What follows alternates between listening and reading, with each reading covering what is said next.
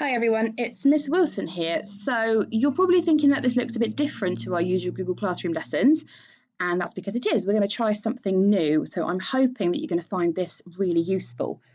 So this video will talk you through today's work, and I'll be showing you some examples as we go along so you can see exactly what I'm doing. Hopefully you'll find that helpful.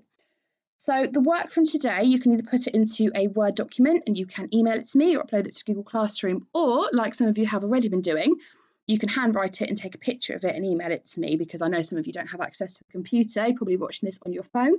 That's absolutely fine as long as you get it to me. I just want to see your work.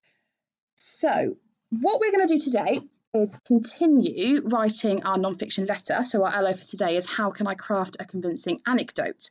And you're probably thinking that the word anecdote's unfamiliar, so I'm going to talk you through that in a minute. This isn't something we've done in class. Okay, so aims for today.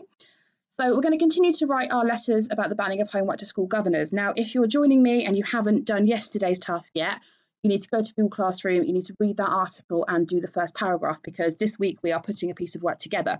And you probably won't find this useful unless you've done the work from yesterday. So we're going to look at what anecdotes are. There's that unfamiliar word again. Why we use them and how to write them. So it might sound a bit complicated at the moment, but it's actually really easy, and I'm going to show you how. And that you're then going to use an anecdote to write your second paragraph of your letter. We're going to put the first two paragraphs together and you're going to see what you have completed so far. So I gave you a topic yesterday. I gave you this quotation: homework is a waste of time and does not help students with their education. So your task is to write a letter to the school governors persuading them to allow teachers to set homework. So we're imagining that school governors have said, actually, we're not going to let teachers set homework, we're going to ban it. And our job is to write a letter to persuade them that that's not a very good idea. So we read that article yesterday, and that gave some examples of why homework's really good. So what we're going to do first of all is mind map some ideas to help you with your writing, but why homework is actually really beneficial for students. I'm going to give you some time to do this. So I've got one first of all. It helps students to develop independent study skills. So that's the first thing that comes to mind when I think about homework. Actually, it does encourage you guys to work independently. So pause the video now and just take 5 minutes to jot down as many reasons you can think of. And if you have access to a computer, you can do some research here.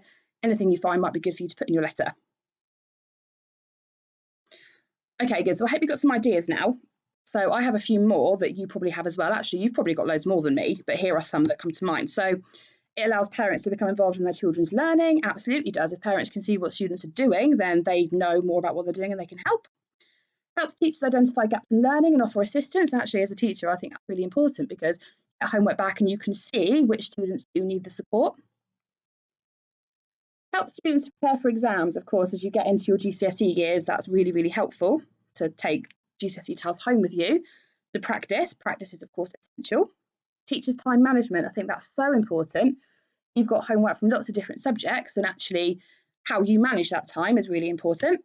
And it allows students to take responsibility for their work. Again, that sense of pride when you complete something and you've got a homework timetable and you do it to a good standard. So those are just a few reasons that I think homework is really beneficial for students. Of course, you've probably got loads more, and if you've done some research, you've probably got even more. So, anecdote. An short, sometimes amusing account of something that's happened. So anecdotes are something that you probably use in conversation already without even really realising that you're using an anecdote. So if you're talking to someone about something, you're trying to convince them of something, you might use an anecdote, a short story. You might say, oh, I remember a time when, or you might talk about something that's happened to somebody else, and that's an anecdote. So why do we use them in a piece of non-fiction writing? Well, actually, they're really important. So they can be significant to a topic. If we're talking about, I don't know, animal testing, you might have a story that's happened to someone you know, and that can really back up what you're saying. So also, it helps the readers to see rather than be told. So it's a story within a story. You're not just giving them lots of information, it's personal. These mini stories can also sometimes be entertaining. So in the type of writing that you're doing today, they're probably not going to be entertaining, but sometimes they can be. Oh, I remember a time where this happened to someone. You, depending on your audience, you can make them funny to really hook your audience. And using that direct address, it can be very persuasive. So to make your reader feel like you're talking directly to them, you're being quite friendly, you're telling them a story, can be very persuasive. So anecdotes, how to do them. We are going to do a little drill, and we've done these in class with creative writing. So I'm going to give you some things I want you to include in your anecdote. It's your story. So a topic sentence, you're going to outline the problem. And for this example, we're going to do the dangers of social media for young people. So I'm going to show you a couple of examples. This is going to be our first one. So I'm going to start my anecdote by using a topic sentence. I'm going to outline the problem, and then I'm going to talk about who is having the issue. So I'm going to introduce a person to my mini story, my anecdote. I'm going to talk about who's having the problem. I'm then going to talk about what happened to that person, how it impacted them, and what is the overall message. Okay, so this is about the dangers of social media for young people. So my topic sentence, I'm outlining the problem here. There are many young people out there who have been affected by the dark side of social media. So this is the problem. There is a really negative side to social media, and I'm outlining that for my audience. So who's having the issue? Well, in this case, it's a very close friend of mine. A very close friend of mine sadly has had first-hand experience of this. So now I'm going to go on to what happened to them. And this is what happened to them. She thought she was using social media safely and just sharing photographs with close family and friends. She was wrong. A photograph fell into the hands of the type of person you'll probably know as a social media troll. She had lots of horrible comments added to the photo, and it was posted on platforms that were not private, with some of those horrible comments published for everyone to see. Now, we know this is the dark side of social media. If you're posting photos and comments out there, anyone can see them if your settings aren't set properly. So this is a problem when people get their hands on things and add comments. Now, how it impacted them. So now I'm talking about the effect that this issue had on that close friend of mine. So once it was reposted, it was out of her control. She felt worried and anxious, not knowing who had seen the post. She felt like she couldn't trust anyone. So that really does talk about that emotional impact of what happened. And what's the message? So it's horribly clear from this worrying example that there needs to be a severe warning given to young people before they're allowed to open accounts. So that is the overall message. I'm telling this story to really highlight that young people should, in this example, be given warnings before they open social media accounts, because these kind of things can happen, and I'm outlining that this has actually happened to someone that I know. So I have first-hand experience of this. Okay, another example. So this one's on animal testing, but again, I'm using the same structure. So I'm using a topic sentence to outline the problem. There are many issues within the cruel industry of animal testing. Okay, I've outlined my problem there. It's a cruel industry. There are many issues. Who is having the issue? Now, this time, it's not a friend, it's a family member. Okay, so one of my family members has to see this every day. So I'm showing that I have experience of this because someone I know has gone through this. So what happened to them? Next part of my anecdote. He took a job in a laboratory testing cosmetics because he thought he would get to use his science degree. He was wrong. He has to watch rabbits, monkeys, and hamsters have their innocent faces painted and their vulnerable bodies injected with chemicals every day. So this is what's happening to that family member. He's having to go into that work environment and see this, and it's obviously really affecting him. So now I go on to my how did it impact him section. He needs the money, so he can't quit, and he doesn't want to risk saying anything, so he is stuck seeing this torture every day. It makes him sick and it breaks his heart. So we can see that this has got a really upsetting impact on this person. And again, I'm going to finish my anecdote with an overall message. So it's horribly clear from this worrying example that animal testing is inhumane, is a problem. So that's why I'm telling this story. This has happened to someone I know, and the message is that it's wrong because it's making this person that I know feel sick and heartbroken. Right, you're going to have a go now. So we are going to write an anecdote about schools banning mobile phones on site. So again, you're going to talk about why it's a problem for schools to ban mobile phones on site, and I'm sure you'll have loads of ideas about why this would be a problem. So you're going to outline the problem. You're going to talk about who's having the issue. So in a school environment, it's probably going to be a friend of yours, isn't it? You're going to talk about what happened to them and how it impacted them and what's the overall message. So for this example, if it was me, I'd probably think about the issues of not having a phone. So, an emergency and not being able to contact home, or even something like feeling left out socially because you're the only one of your friends who doesn't have a phone. So pause the video here, have a go. You can flick back to the previous examples to help you if you need to. And then we'll talk through what I want you to do next in a minute. Okay, I hope you found that okay. Like I said, I hope if you were stuck, you managed to flick back to the previous slides and have a look at how the other ones were structured.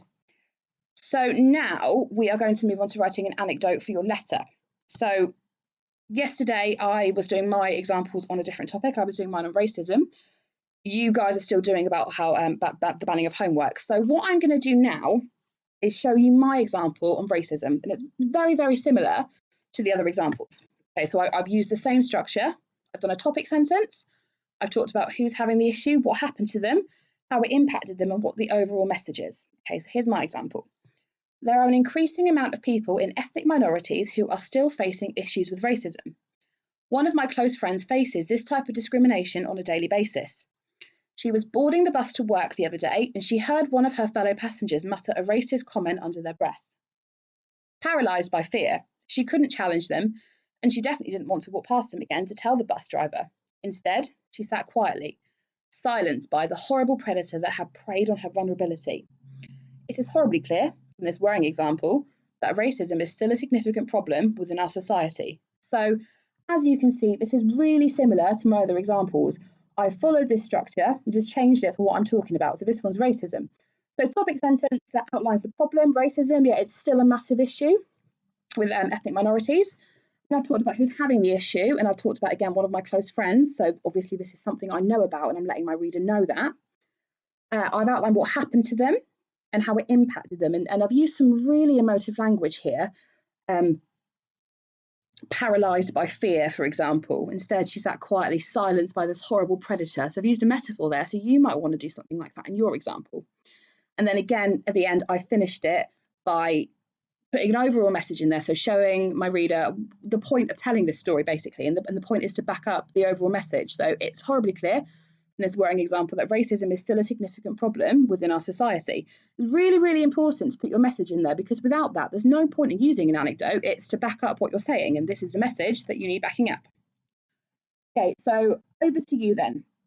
We're going to add our second paragraph now. And here's your task again. So your quote, homework is a waste of time and does not help students with their education.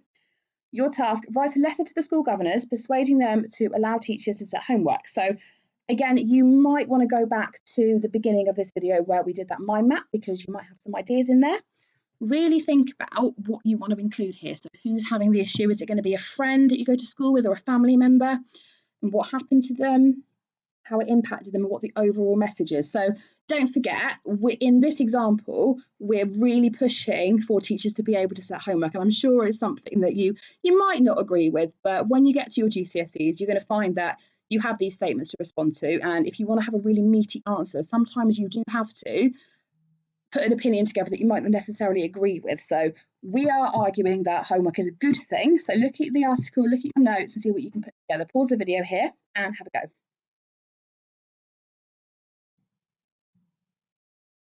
Okay, great. So I just want to finish by showing you this slide here, which is the first two paragraphs of my letter put together. So you can see I've got an introduction that we did yesterday, and my anecdote makes up my second paragraph. So I think it would be a good idea, if you're doing it on a computer, to copy and paste your paragraphs together so you can see how it's coming along. So as we do the rest of the lessons this week, you'll add to this, and by the end of the week, we'll copy and paste it together so you have a full letter. Hopefully you'll create something that you're really proud of. Okay, I really hope you've enjoyed this video. Thank you for listening. Thank you for having a go. Get your work to me, send it over, take a picture if you need to, and I'll send you some feedback. All right, guys, thanks a lot. Bye.